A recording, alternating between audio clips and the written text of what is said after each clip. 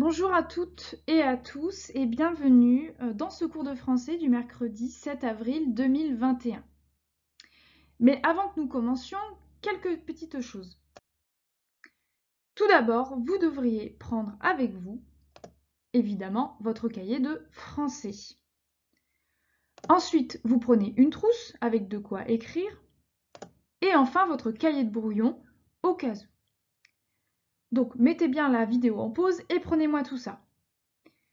Surtout que quand vous verrez un gif durant la vidéo, vous saurez que c'est le moment de mettre la vidéo en pause pour réfléchir et écrire dans votre cahier de brouillon. Nous sommes donc dans le chapitre 5, la ruse dans les fables. Pour commencer ce chapitre, nous avions donc lu la première histoire du roman de Renard. Alors, le terme roman, attention, ne désigne pas un livre comme vous lisez aujourd'hui, mais veut plutôt dire que c'est un livre écrit en langue romane, et la langue romane est l'ancêtre du français d'aujourd'hui. Ensuite, renard désigne le nom du personnage principal, attention, mais pas l'animal. Au Moyen-Âge, l'animal s'appelait un goupil, G-O-U-P-I-L. Mais le roman de Renard a eu tellement de succès que le nom du personnage, renard, a servi à désigner par la suite l'animal, le renard, et aujourd'hui ça s'écrit avec un D. Alors, pour résumer un peu ce que nous nous étions dit, vous m'aviez dit que le roman de Renard devait sûrement être un recueil de contes ou un ensemble de petites fables, puisque vous avez essayé de relier ce livre avec le chapitre, et vous avez bien fait. En effet, le roman de Renard contient des petites histoires courtes. Ensuite, vous vous étiez fait la réflexion comme quoi le renard est un personnage rusé. Et effectivement, vous l'avez toujours relié avec le titre du chapitre et vous avez bien fait. Vous avez hésité par contre sur le fait que renard pouvait peut-être être un homme et non pas un animal, puisque ce qui vous a perturbé, c'était le fait qu'il puisse attraper les jambons, qu'il parle, que Isengrin est une maison, qu'il s'adresse à Dame Arsan comme sa dame justement. Voilà. Mais là, je vous ai expliqué qu'il était tout à fait possible dans une histoire de ce type, et vous l'avez vu bien avant, qu'un animal reçoive des traits et des caractéristiques humaines. On appelle cela la personnification, vous vous rappelez? Et donc, ce sont des animaux personnifiés avec des caractéristiques humaines. Certains d'entre vous m'ont aussi dit qu'il y avait la possibilité de voir une morale dans ce premier chapitre. Et pourquoi pas? Vous m'avez dit que Isengrin aurait dû partager avec Renard et qu'il a donc été puni. Et donc la morale, c'était d'apprendre à partager avec les autres et surtout avec ses proches. Pourquoi pas? Ensuite, une chose que personne ne m'a dite, donc je vous le dis, comme ça c'est fait. Ce chapitre, en fait, certains ont ri, et effectivement, c'était ça. C'est quand même une scène relativement amusante. Vous avez vu que Isengrin se fait avoir par Renard, et il ne sait toujours pas que c'est lui quand il discute avec lui à la fin. Et Renard fait semblant de ne pas croire Isengrin quand il raconte qu'il a été volé. Vous avez quand même une scène relativement drôle, et c'est important à souligner. Et donc, tout cet ensemble-là fait que vous avez un fabliau. Donc voilà, le fabliau, c'est un ensemble de toutes ces choses-là que je viens d'écrire donc sur ma présentation. Donc tout cela nous amène au texte que nous allons étudier aujourd'hui, qui correspondent à l'histoire de la fable de l'Antiquité au siècle de Louis XIV.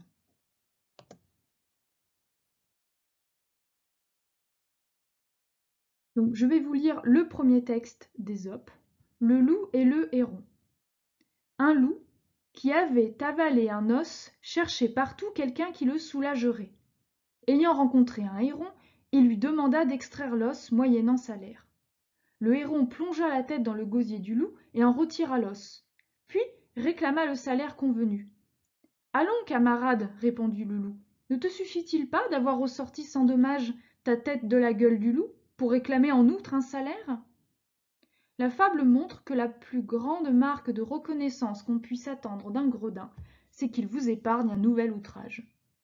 Ésope, 7e, 6e siècle avant Jésus-Christ, est un fabuliste renommé de l'Antiquité, qui aurait écrit 474 fables.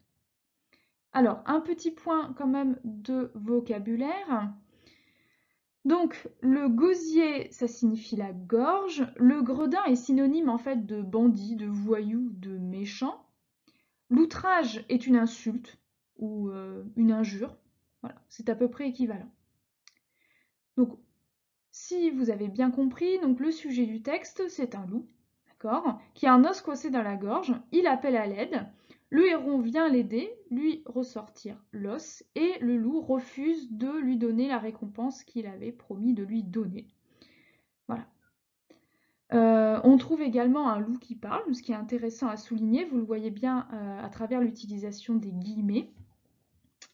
Le texte est court, voilà, vous avez une quinzaine de lignes environ. C'est un texte très ancien, d'où ce que j'ai écrit en italique à la fin. Il a été écrit donc entre le 7e et le 6e siècle avant Jésus-Christ, c'était il y a plus de 2500 ans, il était écrit en grec ancien. Donc ici, vous avez une traduction. Maintenant, dites-moi, le dernier paragraphe ici qui apparaît en gras, qu'est-ce que c'est? Donc un gif apparaît, vous mettez la vidéo en pause et vous réfléchissez pendant un petit moment. Donc, ce dernier paragraphe, en fait, c'est la morale. Donc la morale dans une fable, c'est une leçon de vie qu'on va tirer de l'histoire qu'on a racontée précédemment. Donc l'histoire qu'il y a dans les lignes d'avant. Nous passons maintenant à la deuxième fable de votre fiche, que je vais lire, celle de Phèdre, le loup et la grue. Attendre d'un scélérat le juste prix d'un service, c'est commettre deux erreurs. D'abord, on aide un vaurien, puis on se trouve incapable d'en réchapper sans dommage. Un os englouti demeurait dans le gosier du loup qui, n'en pouvant plus, offrait aux uns et aux autres un bon prix pour extraire l'objet douloureux. Enfin convaincue par tant de serments, la grue, confiant à sa gueule la longueur de son cou, accomplit sur le loup l'intervention périlleuse. Et comme elle réclamait le salaire convenu, « Ingrate, dit le loup, tu as pu sortir la tête, saine et sauve de ma gueule, et tu veux être payé ?» Phèdre, 16 avant Jésus-Christ, 50 après Jésus-Christ, est le premier auteur latin à avoir traduit et adapté les vers des textes d'Ésope en vers. Alors, aussi un point de vocabulaire par rapport à l'autre texte. Donc, scélérat est synonyme de bandit, méchant ou vaurien, justement, que vous voyez à la ligne 2. Réchapper signifie survivre. Un serment est une promesse. Une ingrate est une personne qui ne remercie pas l'autre. Et oui, périlleuse veut dire dangereuse aussi. Alors ici, vous remarquez que vous avez exactement la même histoire. Vous avez un loup qui se retrouve avec un os au fond de la gorge, qui demande de l'aide. La grue vient l'aider et au lieu de la payer, de la récompenser comme il l'avait dit, il lui dit qu'elle a eu suffisamment en le secourant. Vous retrouvez aussi le loup qui parle tout à la fin, grâce aux guillemets. Alors, un petit point quand même, pour ce qui est du héron et de la grue, c'est équivalent. Vous avez ici deux oiseaux à long cou et à long bec. D'accord? Alors, c'est important de le souligner puisque vous savez que vous êtes dans des traductions. D'accord? Et que parfois, dans les traductions, un oiseau peut avoir voilà, différentes traductions. Donc ici, nous sommes dans une traduction du latin. Et Phèdre se situe environ, quand vous regardez les dates, à plus de 500 ans après Ésope. Donc il a forcément été inspiré par lui. Alors, toujours pareil, à quoi correspond ce premier paragraphe en gras? D'accord? Donc ça va, vous le reconnaissez tout de suite, c'est bien la morale. D'accord? Et une dernière petite question. Est-ce que ici, le loup et la grue est écrit exactement de la même manière qu'Ésope? Quels seraient les indices qui vous indiquent que la forme n'est pas exactement la même? Donc, vous retrouvez le gif. vous devez mettre la vidéo en pause et réfléchir.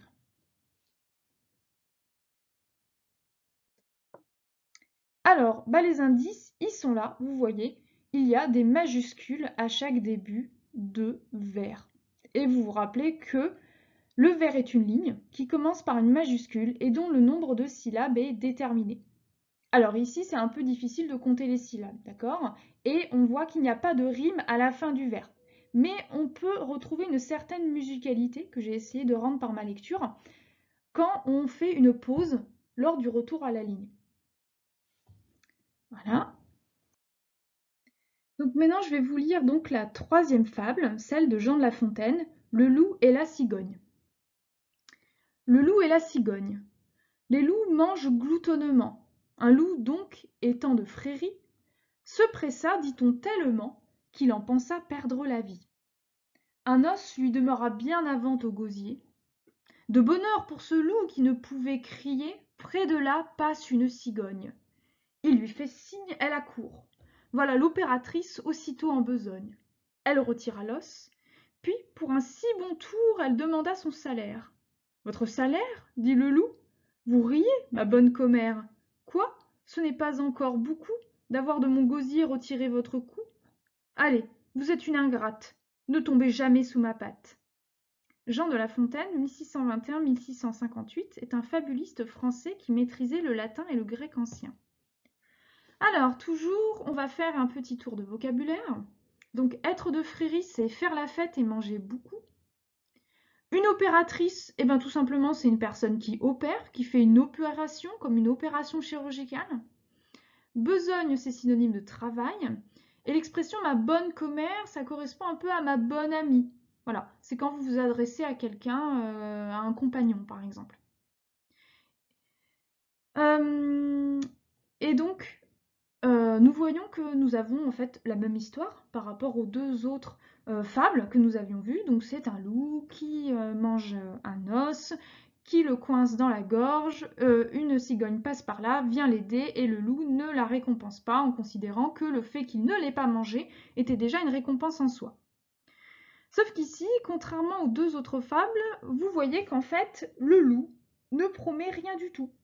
Voilà. Dans les autres fables, vous avez le loup qui va appeler à l'aide et promettre beaucoup de choses à celui ou celle qui viendrait l'aider. Ce n'est pas le cas ici. Alors, et aussi, la différence, c'est que vous avez le texte original. Ça a été écrit en français, contrairement aux deux autres fables, celles d'Ésope et de Phèdre, qui sont des traductions. Et ensuite, Jean de La Fontaine, vous le voyez bien dans ces dates, il a écrit bien après Ésope et Phèdre, 2000 ans quasiment après eux. Donc, il a dû forcément s'inspirer d'eux, puisque, comme je le note, il maîtrisait également le latin et le grec ancien. Donc, après avoir vu les points communs, maintenant, ce qui nous intéresse, c'est une grosse différence. Qu'est-ce qui manque par rapport aux deux fables précédentes ?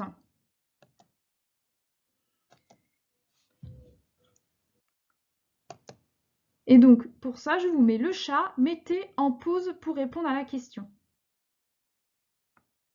Alors, c'est tout simple, la différence, c'est que il n'y a pas de morale. Vous avez vu, dans Ésope, nous avions la morale à la fin, dans Phèdre, la morale au début, ici, il n'y en a aucune. Alors, quel effet ça fait de ne pas avoir de morale ? Tout simplement, vous avez l'impression que l'histoire est rapide, elle s'arrête un peu brusquement, vous avez même un effet de surprise. Vous attendrez à avoir une morale. Bon, vous restez un peu sur votre faim, vous arrêtez après le discours du loup et c'est tout. Voilà, la pauvre cigogne n'a rien eu.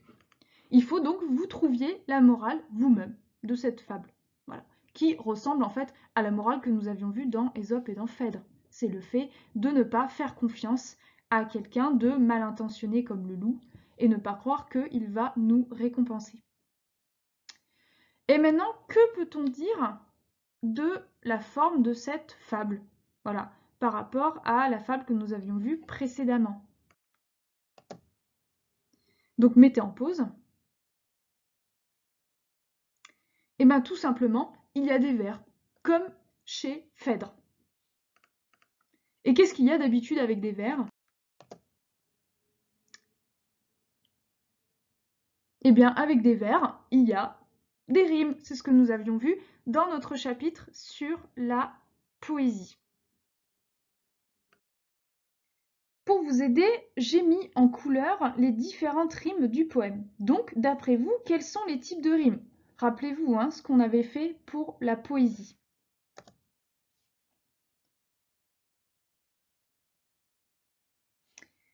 Alors, c'est très simple. Vous avez un ensemble de rimes croisées sur le schéma AB, AB et des rimes suivies sur le schéma AA, BB. Je vous montre. Gloutonnement, frérie, tellement vie, rime croisée. Gosier crié, rime suivie. Cigogne, accourt, besogne, tour, rime croisée. Salaire, loup, commère, beaucoup, rime croisée. Et vous pouvez même mettre beaucoup, coup en rime suivie et un gratte-patte en rime suivie également. Donc nous avons vu le vers, nous avons vu la rime, et alors qu'est-ce qui nous manque maintenant? Il nous manque le nombre de syllabes par vers. Je vous laisse compter.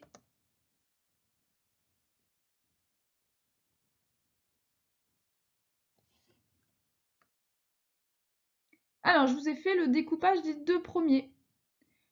Les loups mangent gloutonnement.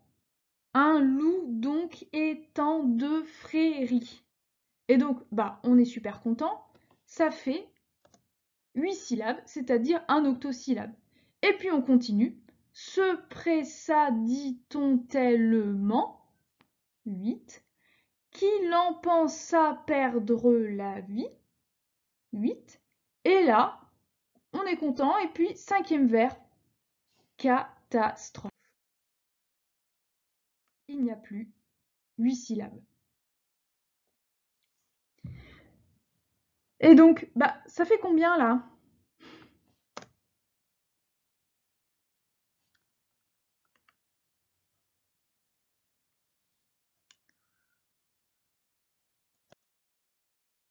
Donc, je vous ai découpé le vers pour vous aider. Un os lui demeura bien avant au gosier. De bonheur pour ce loup qui ne pouvait crier. Et la réponse, vous avez 12 syllabes, ce qui fait un alexandrin. Maintenant, je vais vous demander de chercher les autres alexandrins dans ce poème.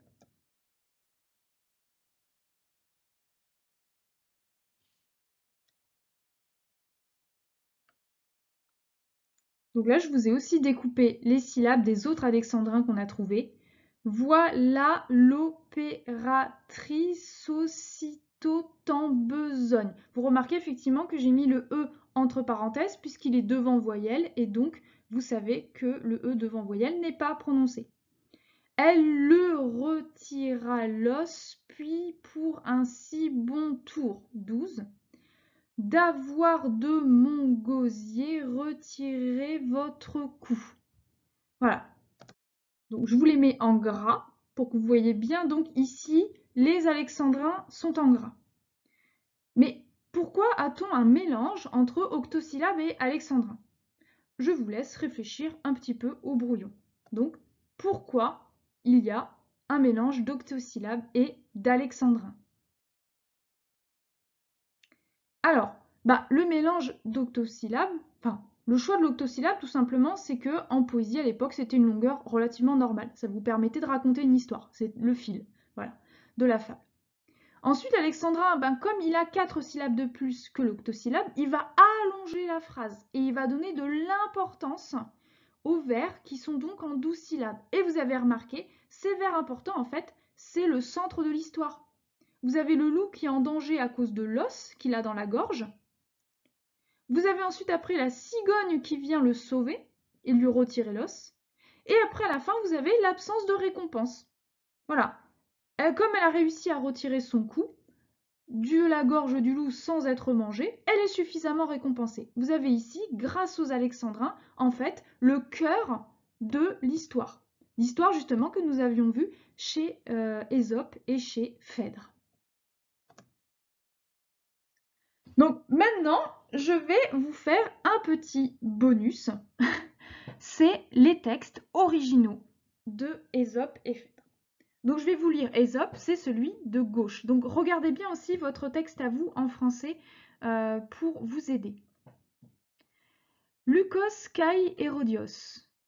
Lukos katapion ostun periei, ton niassomenon oton zeton. Peritukon de Hérodio, touton parekalei epimisto to ostun ekbalein. Kakeinos, kateis ten eotu kefalen, eisten farugaotu, to ostun expase, kai ton homologemenon, miston apetei. Ode upotukon eipen, outos, uk agapas ek luku stomatos soan ten kefalen exenenkon, ala kai miston apaiteis? Ologos deloi oti megiste, paratois ponerois, euergesias, amoibe, to me prosadikeistai, upoton. Maintenant, je passe donc au latin, à droite, donc c'est le texte de Phèdre, votre deuxième texte sur la feuille. Lupus et gruis. Qui pretium meriti ab improbis desiderat, bis peccat. Primum coniam inignos adiuvat, impune abire deinde, quia iam non potest.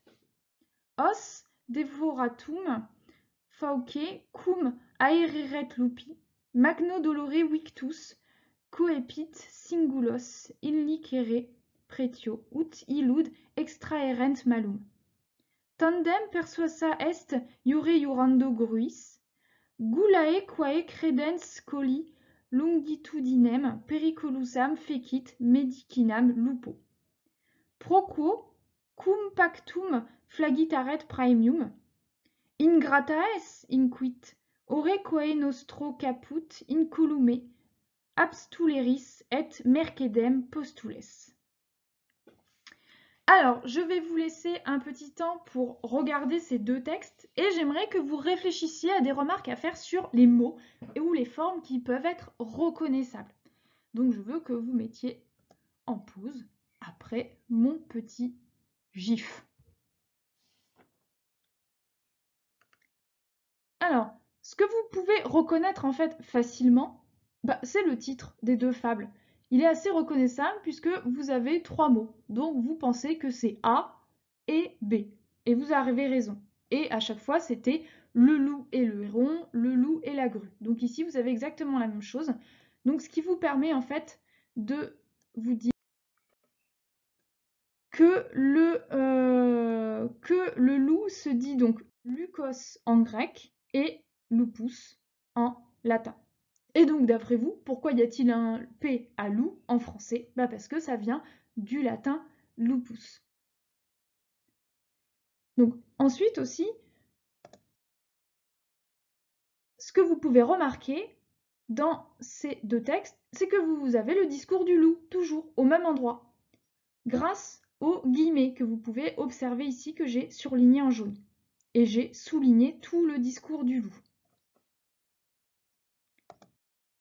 Ensuite, vous pouvez remarquer, deux mots transparents qu'on peut voir en latin, en grec, non, certainement pas. Vous avez donc le os, qui est l'os, d'accord, qui est très important d'ailleurs parce que vous l'avez au début de vers. Et vous avez le ingrata, qui tout simplement est le mot pour ingrate, celui qu'on a vu deux fois chez Phèdre et chez La Fontaine. Donc maintenant, on va passer à la correction de votre tableau. Donc voilà comment moi je vois les choses. Donc on va y aller étape par étape. Je vais commencer par les points communs puisque c'est le plus facile. Donc l'histoire est la même dans les trois fables. Un oiseau au long cou et au long bec, donc que ce soit le héron, la grue ou la cigogne, finalement ça revient au même, aide un loup en lui retirant de la gorge l'os qu'il avait avalé. Mais ce dernier ne lui donne aucune récompense. Alors on pourrait rajouter en lui disant justement que le fait de ne pas être mangé déjà est une récompense en soi. Alors oui, une petite remarque, et je vous l'avais dit, il y a une légère variation chez La Fontaine où le loup ne promet rien avant. Mais l'histoire quand même, vous avez vu, ça reste quand même la même. Alors, les trois textes sont très courts, en point commun, ça on est d'accord, vous avez vu, ça fait même pas un tiers de page. Le loup parle dans les 3 fables au discours direct. Alors, le discours direct, c'est ce que je vous avais expliqué. Vous savez, c'est quand on dit « il dit », 2 points, ouvrez les guillemets. Ce qu'il y a entre les guillemets, c'est du discours direct. Voilà. Le loup parle. Et là, on le voit dans les 3. Les fables de Phèdre de La Fontaine sont en vers. Donc, uniquement ces deux-là, c'est les points communs entre ces deux-là. Ensuite, vous avez les fables d'Ésope et de Phèdre qui ont une morale explicite. Donc, uniquement ces deux-là. Et morale explicite, c'est-à-dire que la morale, en fait, elle est écrite. On peut la lire et on la voit. Donc maintenant, on peut s'attacher aux différences. Alors, les différences importantes, on en a déjà parlé, par exemple, chez Ésope. Chez Ésope, la fable a plus de 2500 ans et été écrite en grec ancien, puis traduite en français. D'accord? Et si on continue, chez Phèdre, la fable, elle n'a pas 2500 ans, mais 2000 ans. Elle a été écrite en latin, puis traduite en français. Et enfin, pour La Fontaine, la fable a environ 350 ans, par rapport à nous, hein, toujours, et elle a été écrite en français. Vous avez eu le texte original. Donc voilà la différence entre les trois, c'est assez intéressant puisque ça nous dit que ces 3 textes ont traversé le temps. Voilà, et ils ont traversé différentes langues aussi. Ensuite, pour revenir à Ésope, la fable est en prose. La prose, c'est l'inverse de la poésie, d'accord? La prose, c'est ce que nous utilisons tous les jours. Nous parlons en prose, nous écrivons en prose, d'accord? Ensuite, vous avez Phèdre qui, lui, est en vers. Certains m'avaient fait la remarque, justement, je vous en ai reparlé, il y avait la façon dont est disposé le texte, et en latin également, il est en vers. Donc je n'ai pas dit sur les textes précédents, mais effectivement, il est en vers. Et ensuite, La Fontaine, la fable est en vers également, mais c'est plus précis. Vous avez un mélange de 8 et de 12 syllabes, donc d'octosyllabes et d'alexandrins, et vous avez un mélange de rimes croisées et de rimes suivies, ce que nous avions vu dans la poésie, donc la poésie un peu plus contemporaine, la poésie française. Et enfin, grande différence, dans Ésope, vous avez une morale et elle est à la fin, à la toute fin, vous l'avez vu. Et effectivement, même dans le texte grec, on le voyait un peu puisqu'elle était à l'écart. Ensuite, dans Phèdre, la morale est, elle, tout au début. Voilà. Et après, vous avez le texte de la fable. Et dans La Fontaine, vous n'avez pas de morale explicite. C'est ce que je vous expliquais. Explicite, c'est-à-dire qu'elle n'est pas écrite, elle n'est pas visible. Par contre, vous avez une morale que vous pouvez déduire, que vous pouvez trouver par vous-même. Donc, maintenant que vous avez corrigé votre tableau, vous allez prendre la demi-page qui vous reste sous votre tableau, d'accord? Et vous allez écrire le bilan et la définition. C'est le moment. Donc, vous mettez en pause, voilà, la vidéo et vous écrivez le bilan et la définition. Donc, je vous lis. Bilan. Nous retrouvons la même histoire, celle du loup et d'un oiseau au long bec qui a traversé le temps de l'Antiquité jusqu'au siècle de Louis XIV. Seule la forme varie d'une époque à l'autre. Ésope écrit en prose et met la morale à la fin. Phèdre s'inspire d'Ésope mais écrit en vers et déplace la morale pour la mettre au début. La Fontaine s'inspire de Phèdre et d'Ésope, écrit en vers, met des rimes et supprime la morale. Donc ça va nous permettre tout ça en fait de définir la fable. Donc définition, la fable existe depuis l'Antiquité. C'est une histoire courte et plaisante qui a pour but de faire apprendre quelque chose au lecteur à l'aide d'une morale. Les personnages sont souvent des animaux et la fable est souvent écrite en vers. D'accord? Quand je dis souvent, c'est que parfois, pas toujours. D'accord? Mais c'est une définition qui marche dans la plupart des cas. Alors donc, maintenant le cours est terminé. Donc n'hésitez pas à le regarder de nouveau pour être sûr de n'avoir rien loupé et à m'envoyer un message s'il y a certaines choses que vous n'avez pas compris. Alors n'oubliez pas de faire le QCM jusqu'à ce soir et lisez bien un chapitre du roman de Renard pour demain pour les 6e 11 et pour après-demain pour les 6e 10. Sur ce, je vous souhaite une bonne journée et je vous dis à bientôt.